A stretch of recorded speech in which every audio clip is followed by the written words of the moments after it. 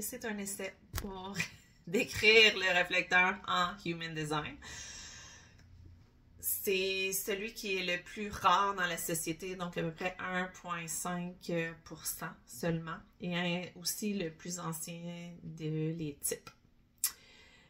C'est un miroir de son environnement, de la société, de ce qui l'entoure. Donc souvent à travers un réflecteur, on peut prendre le pouls de la santé globale des gens autour de lui.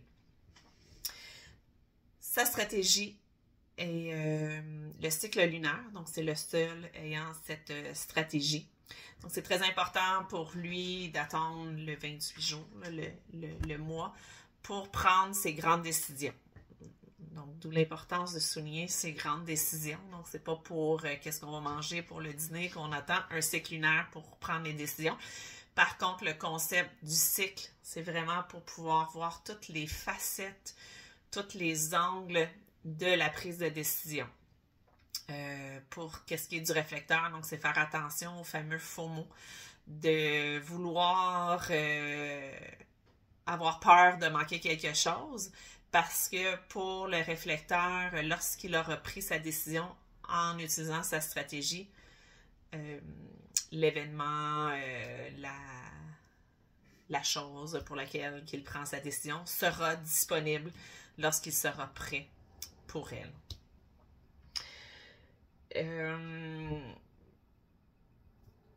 Puis de cette façon-là, c'est vraiment de pouvoir prendre la meilleure décision par rapport à lui en regardant, comme j'ai mentionné, toutes les sphères. Ayant tous ces centres ouverts, donc non définis, il n'a aucune autorité interne. C'est donc le cycle lunaire et l'environnement à ce moment-là qui l'aideront dans ses décisions. Puis, vu qu'il n'a pas d'autorité, donc il est comme les autres types, il n'a pas à utiliser son autorité à tous les jours, de la même façon qu'un générateur, par exemple, avec son sacral. Pour ce qui est de sa signature, c'est la surprise. Donc, le réflecteur, il va être surpris par la vie, voir la vie, où est-ce qu'elle va l'amener. Et il est vraiment comme ouvert à tout ce qui se passe autour de lui. Un peu comme ces centres ouverts, là, qui recherche toujours qu'est-ce qui est bon pour lui. Par rapport à sa stratégie, comme mentionné, là, c'est vraiment de prendre le temps de réfléchir à les décisions qu'il doit prendre par rapport à l'impact dans sa vie et dans celle des autres. Une des plus grandes forces du réflecteur est de voir le potentiel dans les autres. Par contre, en étant une de ses plus grandes forces, ça peut devenir aussi une faiblesse, puisque en voyant ce potentiel-là, en relation avec l'autre, le réflecteur peut avoir tendance à vouloir sauver l'autre, à vouloir l'amener vers ce potentiel-là qu'il voit. Donc, c'est très important pour lui de se rappeler que dans l'instant présent, ce qu'il voit, c'est ce qui est, et non ce qu'il perçoit pouvoir être. Donc, très important là, pour lui de faire la différence entre les deux afin de conserver son énergie à ce niveau-là.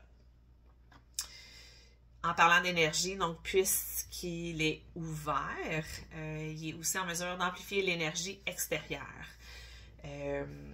Puis à ce moment-là, par rapport aux gens qui sont autour de lui, leur centre et l'énergie de ceux-ci peuvent lui mettre une grande pression là, par rapport à vouloir faire et vouloir être.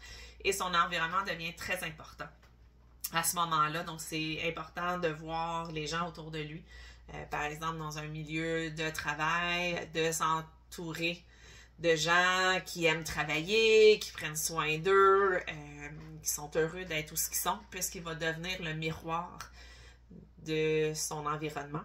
Donc, s'il est avec des gens qui sont moins en santé, qui sont plutôt négatifs, il va absorber ces traits-là, puisqu'il va le refléter, et ça va lui causer beaucoup